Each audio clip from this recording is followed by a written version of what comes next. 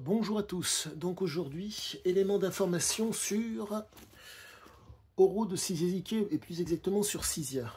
J'ai un élément qui me permet aujourd'hui de comprendre la raison, en tout cas, qu'est-ce qu'était un imbécile pour Cisiazike.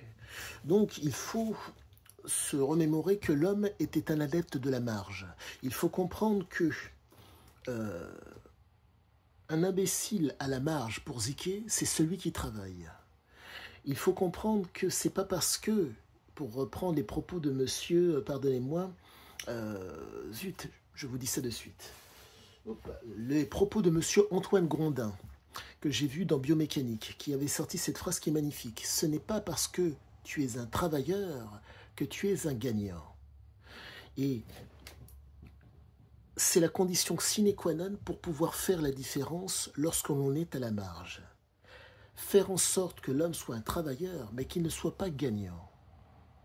Et la grande force de Cisiazike par rapport à cela est due au fait que Cisiazike utilisait des substances pour faire en sorte que les hommes soient dans des états seconds, où il crée les conditions pour que les hommes soient dans des états seconds. Exemple, il s'avère que Cisiazike était un adepte du débalancement. Qu'entends-je par débalancement? Il s'avère que vous avez ce qu'on appelle au niveau physiologique l'homéostasie, l'équilibre au niveau physiologique. Lorsqu'il y a une activité, vous avez donc une mise en alerte, quelle que soit l'activité. Vous avez une phase de résistance et si vous prolongez l'effet, l'activité qui est entre guillemets contraignante ou stressante, il peut y avoir épuisement de votre système hormonal. Et donc Cisiazike s'attelait vaille que vaille à tuer les hommes à la tâche. Donc en un mot, faire en sorte que il ne réfléchisse plus, que ce soit lui qui soit l'élément moteur de l'aventure. Et donc, c'est pour ça qu'il considérait, propos qu'il y a dans Oro & Co, je trouverai toujours des imbéciles pour faire le travail. Il faut comprendre que la perspective du travail pour Cisiazike était fonction de sa capacité à asseoir une autorité sur les hommes. Il faut comprendre cette chose qui est fondamentale. Pour asseoir une autorité sur quelqu'un, faut-il que cette personne accepte, comment dire, on appelle ça la servitude volontaire. Il faut que la personne accepte de se soumettre ou d'être un exploité. Et c'était là la très grande force de Cisiazike. Par le biais de substances, il permettait aux gens d'être dans un état de conscience modifié. Ça, c'est une étape parmi tant d'autres. Mais aussi au niveau, si je puis dire, de la conduite et du comportement, sans pour autant qu'il y ait substance. Contraindre les hommes, de par sa conduite et de par son comportement, à être soumis, à être des exploités.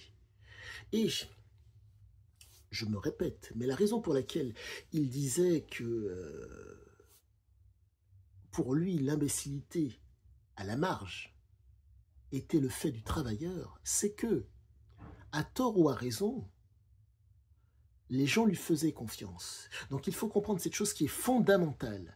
Nous sommes donc face à un adepte des substances qui, à tort ou à raison, les gens lui font confiance. C'est un adepte des situations où le doute, l'ignorance et la croyance sont les maîtres mots. Car l'avenir, personne ne sait de quoi il est fait. Par contre, tout le monde a un futur. Et il conditionnait les hommes à avoir un futur, pour que mes propos soient d'autant plus compris, et je pense qu'ils l'ont été, à moins que. Un objet, une plante, un animal ont un futur.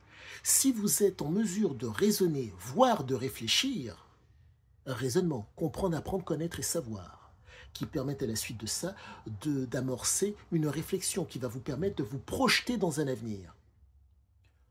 Vous êtes en mesure de faire plus que celui qui est soumis à sa nature ou celui qui accepte la servitude volontaire.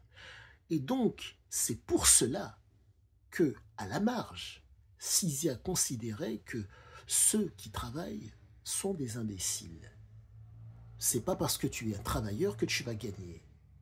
Par contre, tu travailles, entre guillemets, toi le soumis, et moi, je vais gagner, je vais te faire gagner. Et c'est cette condition sine qua non, c'est ce détail qui fait l'angle, qui fait cette espèce de rapport qu'il établissait avec les gens dans ses aventures. Mais quoi qu'il en soit, percevoir les gens qui travaillent comme des imbéciles, certes, mais compte tenu du fait que l'argent n'a pas de valeur, le mec remisait tout dans l'aventure. Ce qui veut dire que vous êtes face à un type qui vous en demande énormément, vous tue à la tâche, mais en vous tuant à la tâche, il vous fait dépasser vos capacités. Ce qui fait que ce que vous n'auriez pas fait parce que vous êtes... en tout cas, les gens étaient susceptibles d'être partisans du moindre effort. Il faut comprendre qu'à la marge, les gens qu'il fréquentait généralement étaient des gens qui avaient une certaine envergure. Mais lui, comme c'est un adepte du succès du grandiose, et que donc, quand le grandiose ou quand le succès intervienne, il remise. Ça veut dire que, ne gardant rien, il y a une espèce de faste apparent. Mais il faut recontinuer, donc il faut une habitude. Les gens qui lui faisaient face n'étaient pas en mesure de se mettre dans cette habitude qui consiste, si je puis dire, à faire feu de tout bois, donc à remettre sur la table ce qui avait été gagné. D'où le fait que il cherchait des imbéciles, il trouverait des imbéciles pour travailler à sa place. Mais j'en reviens à ce que je disais précédemment. Imbécile qui travaille, mais imbécile qui met dans des conditions adéquates pour qu'il soit bien, puisqu'il remise tout ce qu'il a gagné dans l'aventure. Il ne thésaurise pas. D'où, si je puis dire, le succès et le grandiose qu'il atteignait très fréquemment. Avec bien sûr des ratés, mais j'en reviens à ce que je disais. À tort ou à raison, les gens lui faisaient confiance, car il était en mesure de stimuler, voire d'hyperstimuler les gens pour qu'ils se dépassent. Voilà ce qu'il en est aujourd'hui de ma compréhension du texte de Oro de Sizezike. Sur ce, à bientôt.